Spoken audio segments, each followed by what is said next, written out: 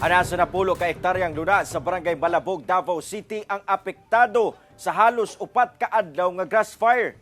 Hagit karon sa barangay council ang pagpatuman sa pagdili sa pagsunog sanglit pamaagi sab kuno kini nga maandam ang umahan sa panahon sa tingtanom.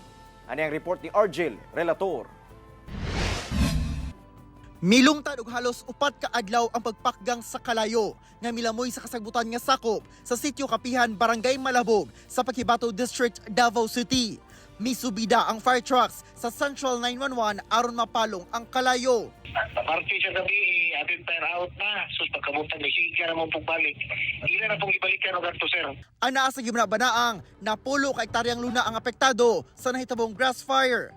Maayo na lang matud pa kay tertiary forest ang nasunog. Busa, walay nadamay ng mga pananom sa mag-uuma, sanglit doon na sa gimungtar nga fire line.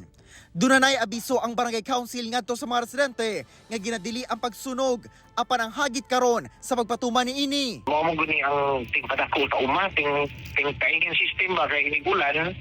Nasa tanan. Tumuran, lisod siya na ko, kay impulse nga dili ka magsunog, kaya nga nga, yaon sa man. Imo may kagaan bugas, kung dili mo pasunogon. Ginaabisuhan na ang mga mag-uuma sa lugar nga magbungtar og fire line.